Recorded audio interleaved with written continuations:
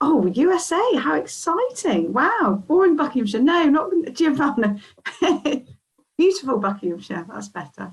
That's better. Nice to get someone from overseas. Nottingham, Lancashire, Blackpool, Basildon, fantastic. China, wow. Glasgow, fantastic. Oh, great to see an international audience. Oxfordshire, Southwell, West Mids, brilliant. I always like doing this exercise at the beginning of our webinars. London, great. Oh, this is wonderful. We'll have to capture all of this so we know where you're from. Thank you so much. Thank you so much. Well, I'm absolutely delighted today to host another webinar in a webinar series. And I'm delighted to welcome Lisa Ward, who is one of our fabulous digital scholars from 2021-22. And Lisa's here to really share and inspire you and inspire tomorrow's digital nurses and midwives. Before we hand across to Lisa, I'm just going to do a bit of housekeeping. We will be recording today's session. I hope that's all okay with you all. If not, please do drop us a note or let us know if you want us to kind of omit you from the recording. We will be sharing on our YouTube channel in a couple of days' time. So if any colleagues haven't been able to join, please do share the link with them and share it far and wide, or share it with your teams. We want to share these opportunities with as many members and alumni as we can. So recording, there will be time for questions at the end of Lisa's presentation, and we really want to have a great debate and discussion around the future of digital nursing and midwifery, and what your thoughts are, how we can support one another to really build a digital revolution, what we can do to support one another. And obviously Lisa will be talking a lot more about that in a few moments. So just to make you aware of that. So Lisa is the Chief Nursing Information Officer and Associate Director of Nursing at County Durham and Darlington. And as I said earlier, is one of our wonderful digital scholars. And just as a bit of an, I'll talk a bit more at the end of today, but our scholarships for nurses and midwives will be open in August. So members and alumni, well, members and alumni if you've already been through for a scholarship, but our members, we do have a special membership webinar to support you in writing a successful application for scholarships. That'll be next month. So please do keep in touch with our newsletters and you can log into that. But we'd love to see applications from all of you for our nursing and midwifery scholarships. They're open to UK nurses at the moment. We will have overall scholarships coming soon. So applications open in August, close in October. You've got quite a lot of time to pull your application together, and there'll be interviews in November. So personally, I've been a scholar as well. I wear my badge with pride, and it's a transformation and incredible life-changing opportunity, which I'm sure Lisa will talk about in a moment too. So without further ado, I'm going to hand across to Lisa. Thank you so much for joining us, and welcome. Thank you very much for having me. And in true digital style, I've had to ask Florence to control my slides for me. So if I could ask for them to go share the slides, I'm sure they'll. Yeah. We had a dry run and it just wouldn't work for me. So there we are, demonstrating why you don't necessarily need to be digital to be a CNIO. So as Lucy's already said, I'm Lisa Ward. I'm Chief Nursing Information Officer and Associate Director of Nursing here at County Durham and Darlington. And I'm going to confess at the outset to be a little overwhelmed at the level of interest that there's been in this webinar.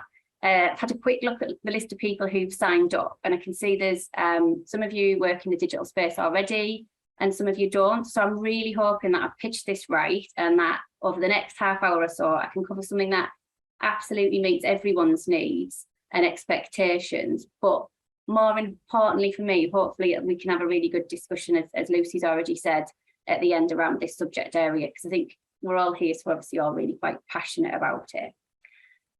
So the best place I thought to start was with my personal story and how I ended up in the world of digital. So if I could, next slide please. I'm going to sound like Boris all the way through, so I'll apologise now. Whilst I would love to tell you a really, really beautiful story about how I came to be a nurse, I can't, I'm afraid. Hopefully some of you recognise the picture on the right of the screen there, because my inspiration for choosing this profession is a little bit shallow. So that was me at the age of about 3 and 4 on the left. And I used to love a programme called Angels, not the 2000 remake, but the original one in the 1970s, because I'm a bit older than that, and early 80s. I'm hoping some of you remember it. I used to watch it every week with my mum, We used to watch it on the sofa, and pretty much from that point on, I absolutely knew that I wanted to be a nurse. So I told you it's not really very, it's a bit of a shallow reason, but that was why I originally wanted to be a nurse. So can we go to the next slide, please? I started my training in 1996, and genuinely, I have quite literally never looked back. It is the best thing that I've ever done. Being a nurse is absolutely who I am. It's part of my identity, and I can honestly say I'd never move into a role that didn't have nurse in the title, because it's really important to who I am as a person. So everything I do and I lead my teams to do is absolutely to improve patient care and the safety for everyone that we're looking after, and also try and improve the work, how my colleagues do their work. So, it's really, really passionate about what I do. Next slide, please. I've worked in the same NHS trust, well, to say the same hospitals. Obviously, like most places, they've come under different trusts over time, but I've worked in the same place in the North East since I started my training. Back when I started my training, you walked in the door as a student nurse and you trained within the hospital. It's possibly a little bit boring, but it's meant that I'm really invested in this trust. It's where me and my family live. It's where I had my 2 beautiful children.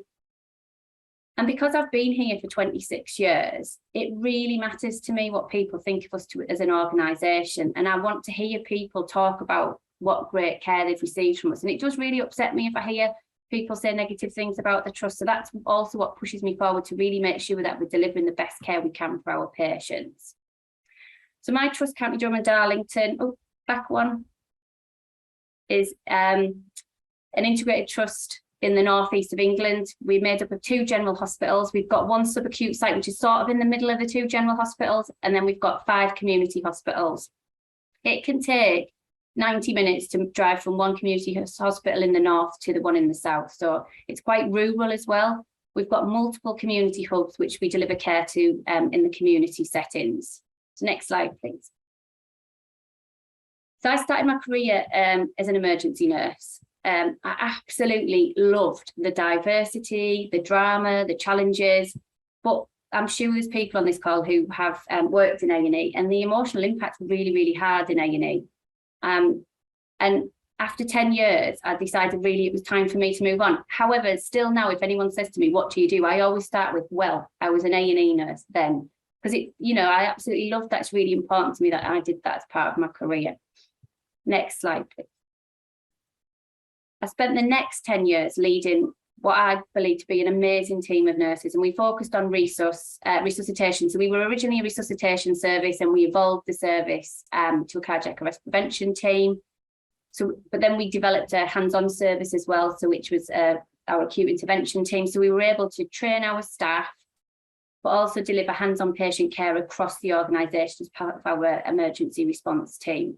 We led on some huge quality improvement projects in the trust in relation to identification of deteriorated patients, sepsis, recognising also when resuscitation simply isn't a treatment option as well. So that was really important. During that time, I absolutely learned the importance of and how to use data. And I'm not going to really talk about this on this webinar, but actually that is really key to a lot of my journey, was really understanding data. And I don't think people really teach us that as nurses, but that is just so important. Over this time, my next career steps were really, really clear to me. I wanted to be the next Associate Director of Patient Safety. My boss at the time was really supportive in succession planning me for that, because she knew she was retiring. My master's was around that, and it was never ever in doubt to me that I would be the Associate Director of Nursing for Patient Safety, and that was where I wanted to be. Next slide, please. And that was until 2019. And in 2019, my digital leadership journey began, and it was a total and utter accident. And when I talked to other CNIOs, and the CNIOs on this call, I think, who hopefully will also, be able to resonate with this, is that actually a lot of people end up here by accident. So I was already quite a well-established senior nurse. And as I said, I've had this really clear career plan. And as part of my team's work in relation to recognising the deteriorating patient, I had been really quite closely involved in the implementation of our e-observation system. really giving the clinical input of what we wanted that to look like and how we needed it to support our nurses. So when the senior nurse lead in the small team of nurses that looked after the platform that we do that on moved on, I agreed to take them in my portfolio. And I've got to be honest, that was a little bit about helping me to my next correct steps in my career. I really consider myself to be forward thinking. I'm curious, and in case you haven't already realised it, I'm really passionate about anything that improves the quality of care for our patients. I thought the digital platform was absolutely brilliant, and I thought we'd achieve loads with it. But did I really understand?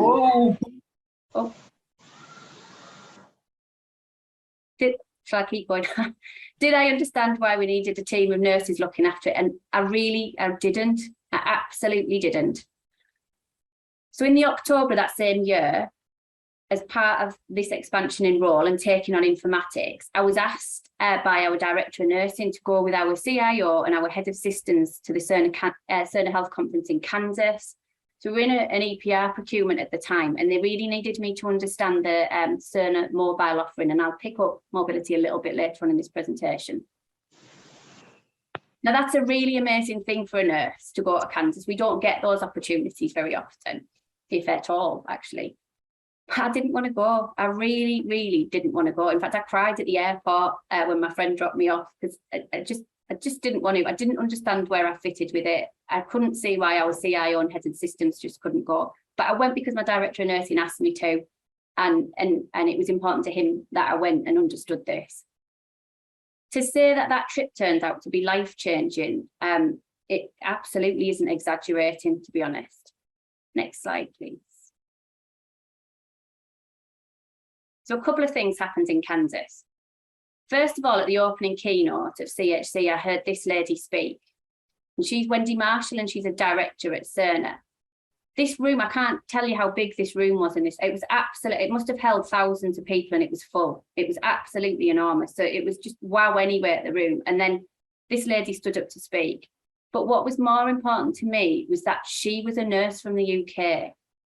And she started talking about things in her nursing career that just completely struck a chord. So the big thing was, and I've tried to get, I've used this slide before, and I've tried to get this slide, and I must ask Wendy probably for this slide. She put up a picture of mobile phones and how we used to really tell people off for using them in the clinical areas. And I just had this flashback to standing in A&E and telling people off for using mobile phones in the department and saying to them, turn your phone off, you're going to kill the patients, you're going to interfere with the equipment on ITU. And when she talked about that, I thought, you know, it really made me stop. And I thought, how far have we come harnessing the power of digital to improve patient safety, to make care safer and better, and actually make our lives as nurses easier? And the second thing that happened at that conference was that actually I spent half a day with this poor woman who I must have had round the bend. And she was a Cerner demonstrator. She's a pharmacist by background, but again, another clinician. And basically I spent quite a lot of time trying to post a set of notes into the EPR to say, well, where can I see settled and slept well? And then she kept saying, well, why do you want to? And suddenly I had this light bulb moment that an EPR is absolutely not an IT system. It's something that supports clinicians, so nurses, doctors, HP, midwives, all of us, in delivering the high quality patient care that we need to. And it just happens to live in a computer. And it was a real light bulb moment. And I've spent probably the time since trying to articulate that to our nurses to help them see that as well, which I'm hoping is helping us with our EPR deployment. So next slide, please. So sitting there, I thought about our re-observation system, and without really knowing it as nurses, we'd absolutely shaped what it needed to be. And again, I'm going to come back to that a little bit more later on. And at that point, the penny really started to drop with me that we as nurses and midwives absolutely know what we need, and we know what can make a difference to us and our patients. And we absolutely need to be driving this digital transformation. Next slide, please. So the journey that I've been on in the last 3 years, being immersed in digital technology and truly coming to understand the power of and the utter importance of the nursing voice within it has been like, it's been really amazing for me. And I include in that my Florence as well, as a digital scholar. It has been life-changing. And I look back to when I was asked to take the digital nursing team in that portfolio. And I was thinking about this last night as I was pulling this presentation together, and I was thinking, I remember him saying to me, right, this is a CNIO job description. You really need to think about how this could work into yours, or how you can, how we can in the future, like have a CNIO in our trust. And I was thinking as he was telling me this, why on earth would I want that in my job description? I'm a nurse. I'm not somebody who works in informatics. But by the time that the post was advertised, there was absolutely no way I was letting anyone else have it. I absolutely wanted that job to be mine, and I'd have been absolutely devastated if anyone had got it. So that's my personal story and how I came to digital leadership. And I hope, as I've already said, it'll resonate with some of you here today. But where do nurses fit more broadly in the big picture of driving digital transformation? So next slide, please. I'm showing my age again. I like to think I look younger than this, but I know I'm not. So back when I started out as a nurse, these were the tools we had. All our observations were written on paper charts, but not just paper charts. We didn't even have such a thing as news scores. In fact, I can remember, and I'm sure others can, at the point, you know, I was a newly qualified nurse, we only really recorded temperature, pulse and blood pressure. We used to park the resource trolley outside people's rooms because we had a feeling something might be going to happen to them. You know, it was, you look back and the world has changed so much. You'll also notice tongue depressors on there. So who else used to write all their drug calculations and drip rates on them? Yes, so much info, Paul. But then did you have the intermittent disaster of putting the tongue depressor through the wash? So then it would come out completely blank. So you'd go to work the next day, borrow somebody else's, and transcribe what was on theirs. And like sitting last night thinking about, again, the patient safety implications of that absolutely make your toe curl, don't they? How many transcription errors do we make as we all copy each other's tongue depressors? So the world's changed since then. Now, if I went on the shop floor now and asked my staff here at CDDFT, our nurses, our midwives, do you think you are digitally mature? They'd probably say no, or they'd probably say, I don't really know what you mean. Yet they're using digital technology in absolutely everything that they do. Next slide, please.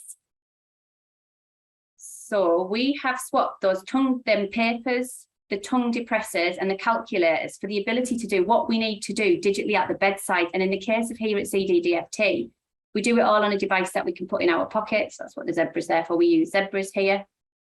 Next slide, please. So our recent Sisters Away Day, we took a bit of time at this event to try and present to our senior nurses and our midwifery and AHP leaders what they've done. So presenting this slide here essentially, and this is a timeline of the digital innovation that's occurred in the last 7 years at CDDFT that's specific to that staff group. Next slide, please. We wanted to shine a light on not only how they're using digital technology in everything they do, but actually also highlight that they're the ones driving it, they're the ones shaping it, and they're the ones who are actually in our organisation leading the way with digital innovation. Next slide, please. So to give some context, we implemented our mobility solution, which is Nerve Centre currently here at CDDFT in 2015. And it's fair to say, from a nursing point of view initially, and in recent years, midwives, we haven't ever really looked back.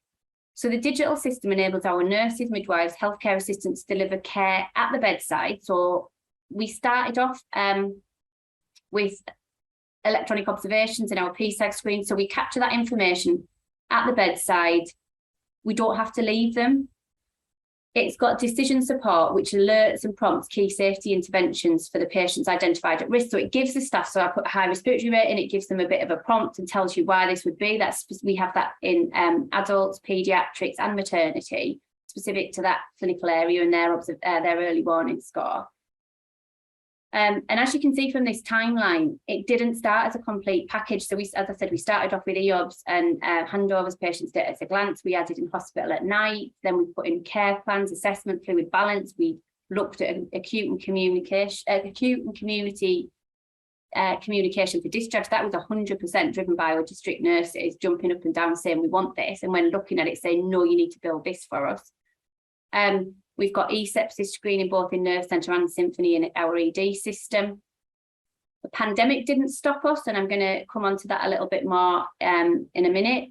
And then we managed to implement BadgerNet as well during the pandemic. So we've done absolutely loads as nurses and midwives. Our systems have grown with us, and particularly our nurses see that any problem can be solved in Nerve Centre, and increasingly our midwives try and solve every problem with BadgerNet. And this is really positive. Sometimes the systems can't do what they want it to do, but most RCA meetings, or like how do we fix this problem meetings, will almost certainly involve one of our nurses or midwives exploring how either Nerve Centre or BadgerNet could perhaps help them, and how we could make changes in the system that might help them in the future to stop an incident reoccurring. Next slide, please. So in Nerve Centre specifically, because we've had that running for longer, we've made some huge patient safety gains. So closed some of those holes in James Reason's cheese, I suppose we could say, particularly there in relation to the deteriorating patients. So probably the biggest impact that we've had, and one of the things that we're probably proudest of, is in like the first year alone, we reduced our cardiac arrest by 14%. And that wasn't raw numbers, that was our incident per 1,000 bed days, because as I said, I love data, so we've been working on that for a long time. But the biggest drop we saw in it was when we put Nerve Centre in, and that decision support and that escalation at the bedside. But this, what you see on this slide and what we've achieved, can only be done, and has only been done, with the nurse's voice from within. And I mean that at non-digital specialist nurse level as well, informing what they need, which is what our nurses have done throughout. And sometimes it's a bit clumsy, and that's why we need digital nursing at leadership level, to make sure that the informatics teams, and actually also suppliers, which is a conversation for another day entirely, to not just pay lip service to what our nurses and midwives are saying, but actually hear them, act on it and develop it. So a really good example of this for me personally was at the start of COVID. Next slide, please. I was redeployed as a senior nurse for our general hospital in the south of the county, which is Darlington. And I'm pretty certain that everyone on this call can remember the absolute fear that we felt back in March and April 2022. Like, it was really frightening. And I am so proud of what we achieved, not just in my post, but across the entirety of the NHS when I look back at that time. And I think we all should be really proud of that. But I'm also really proud of what we developed digitally as clinicians to support safe patient care and try and manage what was really an invisible enemy, and try and make life a little bit easier. And I think every trust has a story about what they did, but I'm just going to tell you a little bit about what we did and how it was driven. So next slide, please. So by the 20th of March, so I remember taking a phone call from our medical director on the 12th of March, where he knows this, he really scared the living daylights out on me because of the stark reality of what we were about to face. And what we have faced, actually, it just was much more frightening trying to stare it in the face at that point. That was when it really, I recognised what was going to happen. So that was on the Friday, I think it was about the 12th of March.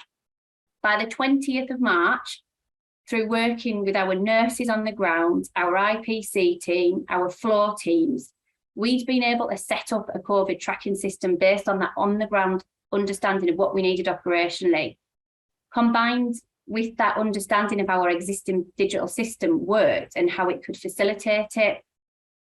The teamwork in this was amazing. I'm like, I have to big up our systems team. I used to walk around the wards, like doing what I was doing clinically, barking orders, following these clinical discussions, that our head of systems, who with his team, like translated what we were saying into reality. And there was like various snatched phone calls, but there was no in the room. It was just a real iterative process.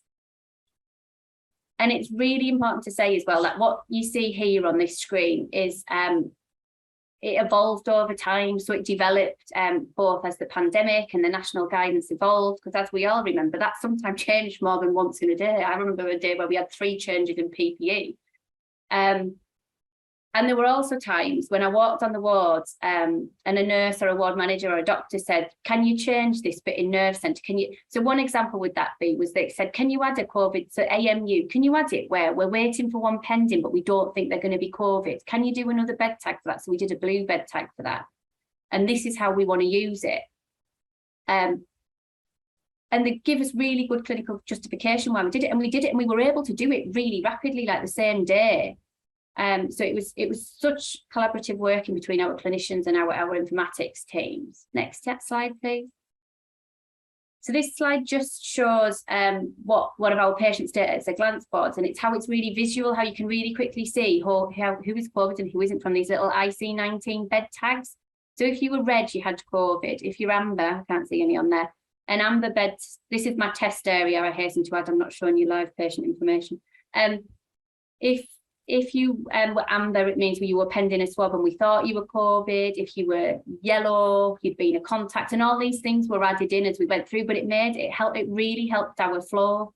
Next slide, please. And then our ops team stumbled, back one. Thank you. Our ops team stumbled upon this brilliant thing we developed as clinicians, and we developed this dashboard out the back of it. So this really helped. So if we think about how we all flipped into gold, silver and gold commands, basically, didn't we, in our trusts, and still are to a certain degree. What we developed as clinicians, our executives were using on a daily basis to help them really help us. So it was just, what we developed as nurses on the ground, was going back up of the organisation and help the organisation function. Next slide, please. So I feel really lucky at this point in time to be a CNIO, because it feels like the role is really on the crest of a wave, to be honest. It's been really well established in many years, for many years in some trusts. I think, 12, 15 years, some people have been CNIOs for. In my trust, it's quite new. It was put in at the beginning of last year, even though I'd been doing the role unofficially for a year and a half before that. And some trusts still don't have one. And there's obviously a lot of grade difference as well, which again is something the national team are trying to look at and see if they can support with. The role's certainly been much slower, I think, to become recognised than other roles, like the CCIO, for instance. And I sometimes have a bit of a chip on my shoulder now if people invite our CCIO to things and they don't invite me. But actually, I'm really, really lucky in my organisation, because my CCIO would always expect me to be at his side if we were doing anything, because he would view me as his equal. So I think that's really positive. But I think it's true, Florence Nightingale Digital Leadership Scholarships and the really strong and inspiring leadership of our national CNIO, that Chief Clinical Information Officer, so it's our medical equivalent, Joe. Sorry, I'll ask the question as I've just seen it pop up. Yeah, so it's through the scholarships, through our CNIO, because I've personally been really well supported by Natasha, because I was so lucky she was my mentor as well on my scholarship. And again, that's another story in itself. Chime, if any of you don't know about Chime, I definitely suggest you Google them and have a look at what they're doing, because it's amazing. Also the Digital Health CNIO network. And I think all of this, and there's other digital nurse leaders networks across as well. All of this over the last 2 to 3 years has become incredibly strong. And so I've always believed in my organisation, whatever I'm doing, you have to look out as well as in, because you have to steal other people's good ideas. We have to share, and you have to give other people your good ideas as well. So I've always looked to set up networks, and I've always tried to work at regional level or look to what's happening with network at national and linking with other like-minded people. But I can absolutely say, hand on heart, that the digital nursing network and the digital midwifery network is by far the most friendly, the most inclusive that I've ever been part of. And I don't do this very often, but I let lots of them be. I have lots of the WhatsApp groups on my personal phone, because I don't mind it invading my personal life, because they feel like friends. And, I've got ones with my Florence Digital Scholars. I've got one with CNIOs I know across the country. There's obviously, I'm part of the Cerner CNIO network. It's such a friendly, inclusive group, and I definitely recommend, if you're not already tapped into them and you've got an interest, please try and tap into them. And my journey over this time has, and including absolutely my Florence Nightingale Digital Leadership Scholarship being fundamental to that, has absolutely changed my life. And that I don't say that lightly. And it's also absolutely strengthens my belief that whilst every single nurse needs to be digital, we need a strong team of CNIOs and specialist digital nurses to support and empower them. Now, I don't think that I'm alone in my previous lack of understanding of the role of the nurses in digital technology, which I've talked about probably all the way through this. I don't think it's very well understood across the entire nursing workforce, and I really don't think that it's a particularly obvious choice of career path for people. Next slide, please. So I believe our job as nursing leaders here today, and both digital and non-digital, so all of us, it's twofold. So firstly, we need to inspire our nurses to choose this as a career path and not just fall into it, because we need people to choose to go there, not just accidentally happen upon it, because that's where we really will get the talent into this area. And this in turn, that will create an army of digital nurse leaders and specialist nurses who can then inspire our entire nursing workforce to see that with them driving digital transformation in whatever role they're in whatever level they're in across an organisation, that they can influence technology to make sure that it's fit for what we need, that it'll support the delivery of high quality and safe care and enhance the working lives of our nurses and midwives in the process. So next slide, please. And last slide, some of you might be pleased to hear. So that is a thank you from me, and thank you for listening. And I will hand back to Lucy and open up to any questions or hopefully some discussion from that. Brilliant. Thank you so much, Lisa. Big thanks from everybody, and claps across the team. So please do turn your cameras on. If you don't feel comfortable asking a question verbally, you can pop it in the chat and I can ask it on your behalf. Raise your hand or your actual hand or your virtual hand if you want to ask a question. And oh, it's lovely to see your faces. Thank you so much for turning your cameras on. And Lisa, what a wonderful presentation. Some really great key takeaways. So that'll probably summarise at the end of today. So, oh, someone's just responded to CCI, which I think you've already answered. So any questions from across the network? Oh, Claire Tolliday, hello, welcome. Hello there. Hi, Lisa. Thank you so much. That was really, really inspiring. I too remember Angels, and I too remember wanting to be a nurse because of Angels. Absolutely. Totally get where you're coming from. And your journey has been amazing. And although I was quite late coming into digital, I feel I'd been a specialist nurse and a matron for many years and kind of fell into digital, but I'm absolutely loving it. And a lot of the things that you've said about working with your staff on the ground, I think are absolutely essential. One of my key things for the next year is looking at digital inclusivity, just to make sure that when people are applying for jobs in trusts that have got the total EPR, for example, or are very digital, that they're not discriminated against because they don't already have those technical skills. So is that something that you've done? Do you have anything like that?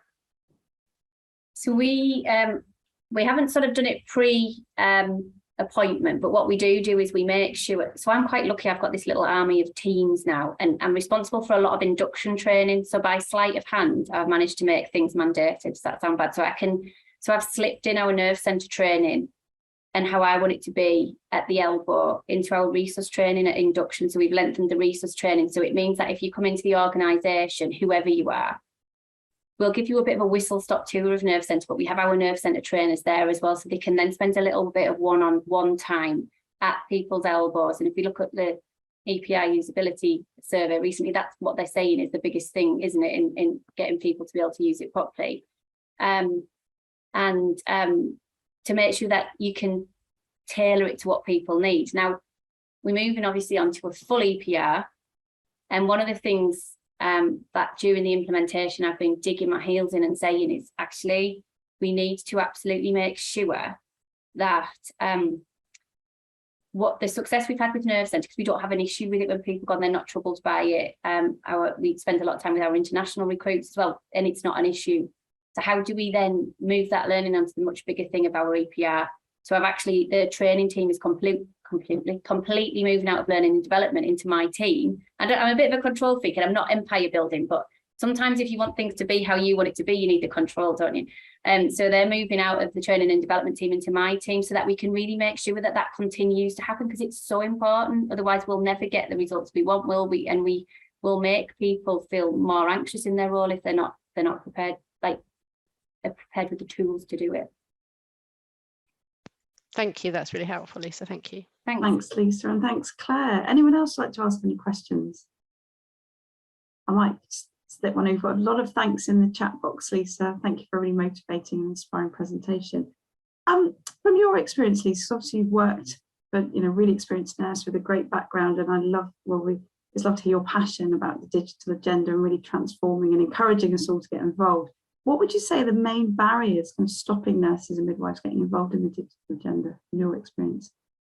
I just don't think as nurses, so hand on heart, when I was asked to take that team, I thought, oh, well, I will, because I want an 8B to get that ADM, because that's the honest, and it seemed a bit boring, is what it seemed. Okay. And I think, so that's one thing. So I think it doesn't sit like, and I just don't think nurses, it seems like boring because it seems it sits over there with informatics and people. So what's key to my story for me is I'm a nurse first and foremost. That's what's important to me, not an informatics person. And I think that's a barrier to it, because you think, well, I don't want to not be able to touch the patient, have that hands-on nursing care. And I don't think people see where it sits. And I go to what I talk about with data. I think we're poorly equipped as nurses at times. And I'm doing some work with the university to look at how we can feed this into pre-reg as well, because I stumbled upon the power of data when I realised that our finance director would give me money if I could prove something with data. But you do stumble upon that. But it can drive all sorts of things. And I think as nurses, we don't have those tools in our toolkit from very early. So I just think and that's why I think we need to be inspiring people to want to do it. Because when we did Sisters Away Day, our nurses were so positive about that session. And they really, really enjoyed it because it was shining it back on them and saying, you've done this. Yeah. But I don't think we see that, Liz. I don't know whether that answers your question or just set me up. No, it does. And actually, does feed in. It's actually, we need to story tell, don't we? Share those stories, those good news stories. And it's really interesting. One of the points I made when you were talking was it's so important to share data. It's the basis of evidence-based practice, isn't it? This is why we're all here. And actually, if you present an overwhelming case of evidence to anybody, they can't argue with you, particularly your finance manager if you want something signed off. So I was going to make that same point. And a skill we all need as nurses, you've got to take a paper to the board to get signed off. That was something I would say a key takeaway. Thanks, Lisa. Thank you. I think we've got Vic next. Vic Leons has got a question for them. We'll come to you next, Mars, if that's okay. Hi, thank you very much, Lisa. Fantastic presentation. I wanted to ask a question. I'm new to this role, so a couple of weeks in, although been leading our digital innovation for a long time. I'm from Dementia UK and Admiral Nursing, and one of the things that I'm interested in is thinking about how do we develop others and support others and sort of switch on the potential of digital, and nurses, a lot of them aren't perhaps digitally, they're not natives, they're not, it's not the background perhaps. And one of the things I was thinking about was whether we actually needed to have that reflected in JDs to say an experience of operating in a digital workplace, that experience of these digital tools, so that it just highlight that this is something we're thinking important. And I just wondered if this is something you'd done already, considered, or whether it's included in your JDs or not. So the quick answer is no, it isn't. But you've set me thinking there, because actually, and going back to what Claire said, it absolutely probably should be, because it's part of what we do. Yeah.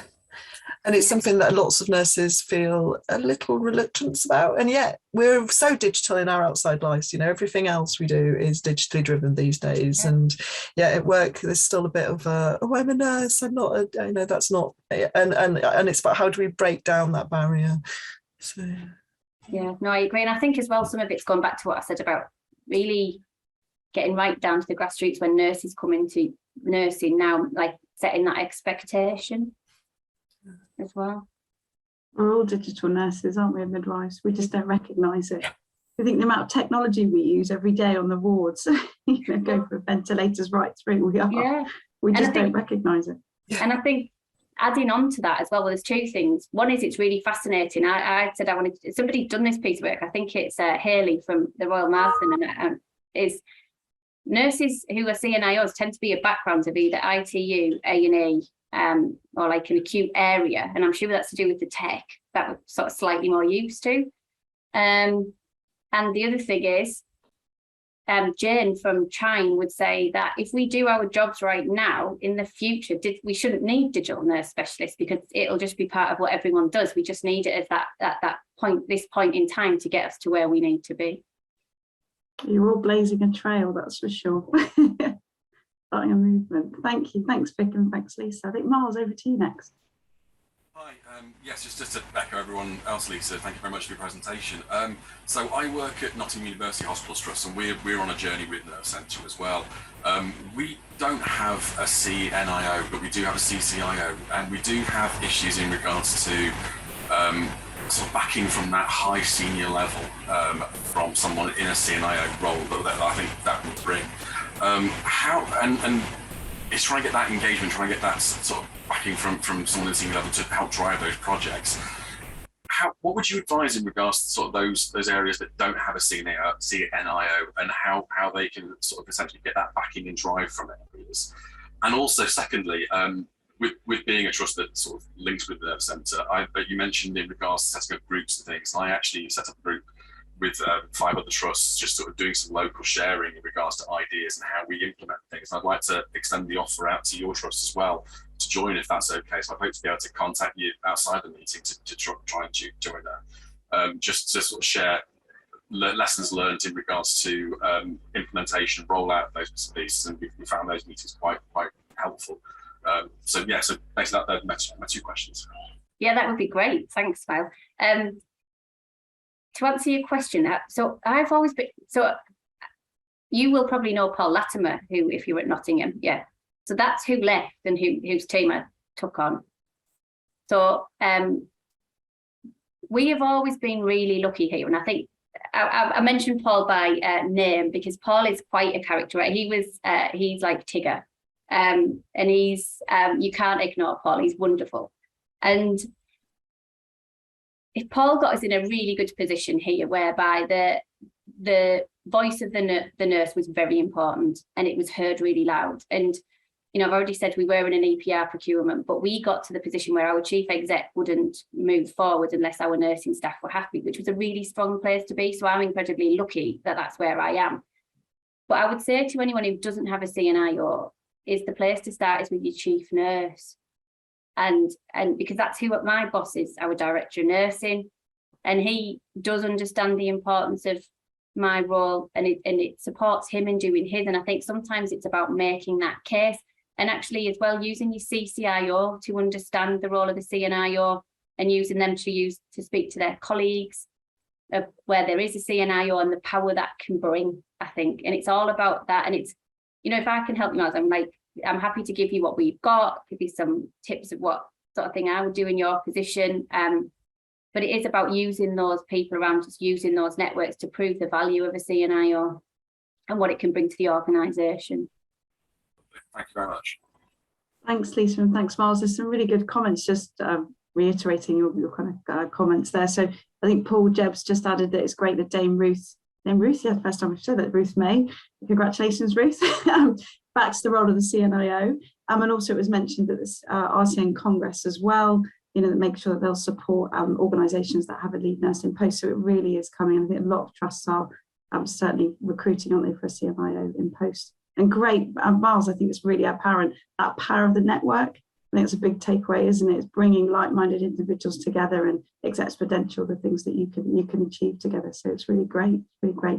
We'll share contact information at the end of today as well, so you can all keep in touch. Oh, someone's written a very long note there. But I'll go to Helen next, and I'll digest the comments and see if I can answer that. So Helen, over to you next. Thank you. So I've just been appointed as CNIO at Surrey and Borders, so I actually haven't started yet. So I'm right at the beginning of that journey. But just looking ahead, there's so many areas that I need to focus on, from training of the workforce to getting the nurses and AHPs voice in the prioritisation and the design. where did you start? I think I'm quite curious. And what sort of a team do you actually have around you? Because it feels like it could be quite a lonely space, and trying to sort of tap into resource that has all of the clinical priorities. Do you have a designated team working with you? So I don't know if you could perhaps share a bit of that with me. So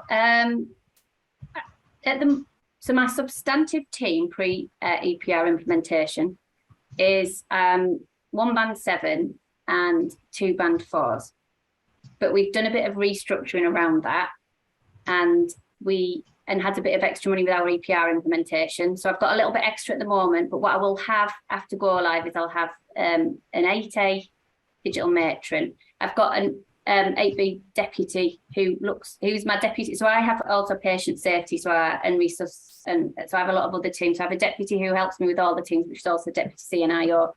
We tend to divvy stuff up. And then, so I'll have an 8A digital matron, a 7.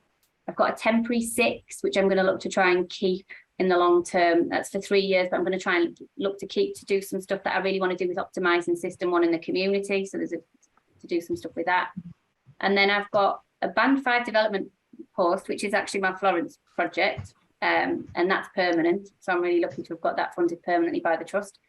Then I've got 2 band 5, like system analyst type, clinical analyst type posts, but who were healthcare assistants who are my band 4s, and then a band 4. So it's not a massive team, but it's big enough. Now, then you ask, well, is it big enough? It's probably never big enough, actually, but I'm luckier than some, because some people are a CNIO on their own. Talking about even having that wrapped around me, being a CNIO is a really lonely place. I will sometimes make snap decisions in the EPR implementation, or you know, there'll be something I have to do and you think, gosh, that's sitting with me.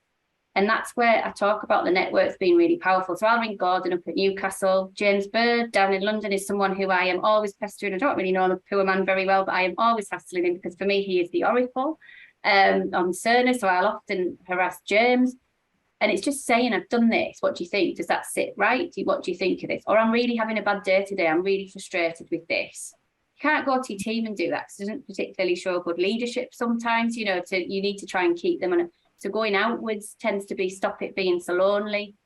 Where do you start? Helen, if I get the answer to that, I will definitely email you and tell you. Like at the moment, I feel like I firefight all over. And, you know, because we are really lucky, but we've got, you know, so for instance, how do we start? We sometimes chop it up. So we've got Badgernet in, and we've got some consolidation stuff going on with that, some optimization stuff. So I've had to just give that completely to Claire, my deputy, and we just agreed, I'll focus EPR, you focus Badgernet, and we can get to where we need to be on these projects. And I'll delegate my authority to you. Claire and I have worked together for about 11 years. Whatever I will not disagree with her opinion, so, and how she would do something. So sometimes you have to just do that. I'm a really bad control freak. So my team know to sort of tell me enough to make sure that I don't go into full-blown control freak mode, but not bog me down too much. Does that answer your question, Helen? I'm not sure. That does. That's really helpful. Thank you. Thanks, Lisa. Thanks, Helen. And Helen, Lisa probably knows a wee bit more about this than me, but there is a CNIO handbook being written, I think, by a group of current CNIOs. Yes, there is. And from Natasha's team that should be launched, should help you as well in your role. I think that's the idea, is it's a brand new role and people are trying to find their way and find their feet. That would be great. Yeah, I'd be very interested in that. I know that's in the pipeline with some of these amazing CNIOs already in place. It's really great. I've just got a couple more questions, then we will have to finish up, I'm afraid, but we will share the slides with you and we'll share the recording. So please do share with your colleagues. Obviously, we want to really get everybody involved in that digital transformation area for nurses and midwives. So question for you, Lisa, how did you build your network? Was it Twitter, CNIO? This F&F, I've led you there as well. Yeah, I think all of the above. So I'm really busy on Twitter. I really like Twitter. And I think actually Twitter is an amazing place to be for digital nurses, because, you know, I've met people, Sarah Newcomb from London, who I will say is I met Sarah. It's like meeting an old friend. I've never met her in my life. We were just had known each other on Twitter. But it, you know, and she's a friend and I text her. So Twitter can't be underestimated for digital, I don't think, because we're all in that place. So I think Florence definitely, because that opened lots of doors to me. being quite outspoken has helped me in my career, because I tend to get to places and get to meet people because I'm quite vocal. And I think nurses and midwives are all really good at that, aren't we? So I think, and like follow leads, I think. So on Twitter is really good for it. Look at who other people are following, follow them. You see, and there's such interesting stuff on Twitter that leads you to the next place. Trying to think how else I've built networks. Florence has been a lot of it, mine, the digital scholars. And the digital scholars as well will all take you under their wings. So I know people who, now that I speak to, who are on next year's scholarship and have got there through like conversations, not necessarily I've had with them or other scholars, and we are in contact. So I think it sort of builds like that. And there's another, Alice has asked a question as well around networks. It's I'd say LinkedIn's a really good place to keep abreast of current topical issues, cutting edge, and new technologies that are coming out. There's loads of networks. If you follow me, just steal the things I follow if you want to. Ditto as well for me. Yeah, the FNF network is phenomenal. I think as I touched earlier on, I was a scholar 6 years ago, and I never really appreciated the power of the network. So, you know, reach out to people. People always want to help one another. We're nurses and midwives, aren't we, by background? We want to help each other and support each other even better than we already are. So, yeah, reach out. Through this network, through this webinar, I'm going to keep in contact. And Twitter, as Lisa said, is I'm fairly new to Twitter, a bit of a dinosaur, but about a year I've been on there, and I've been amazed at how much I've learned, how many great connections I've made. So yeah, keep there and keep in contact with us as well. Keep abreast of our communications at the FNF of exciting opportunities coming up. And I will do a last plug, because I know we're coming to an end now. So thank you all for your questions. A last plug for the scholarships. They open up in August. We do have digital scholarships, which again would increase your network and your knowledge. And link in. I think Lisa's got a hand up there. I'll link back to you. Did you want to say anything about? No, I just was moving. I was moving my thoughts. sorry. But I would encourage those of you that aren't part of the alumni or are thinking about applying for a scholarship. Please do. It's transformational. It's I didn't quite appreciate at the time what a difference it would make on my career, not only my professional life but personal as well. So I would encourage you. Please keep an eye out from our communications on the scholarships. I think I've plugged it a lot there. Thank you for your wonderful messages in the chat. Keep in contact. We have recorded this, so please do share it far and wide. And just to give you a bit of an introduction, we are working on, we've got a wonderful new learning management platform here at the FNF. And one of our first launches will be a digital health, an introduction to digital health module. So watch this space, we'll keep you informed when that's launched, and you can share that far and wide. But I imagine a lot of you guys will be a bit of revision, but for your teams, it'll probably be quite helpful. Okay, well, thank you, Lisa. Huge thank you for taking time out of your busy schedule. Absolutely amazing to have you with us today. I think my 3 key takeaways are the power of network, using data to influence practice, and also let's raise that nursing and midwifery voice across the digital health sphere. You know, we can make change happen. So go back, let's all work together and make that change. All right, well, thank you all. Enjoy the rest of your days. Hope it's not too hot and stifling where you are. And see you all soon. Thanks. Thank you all for your lovely comments.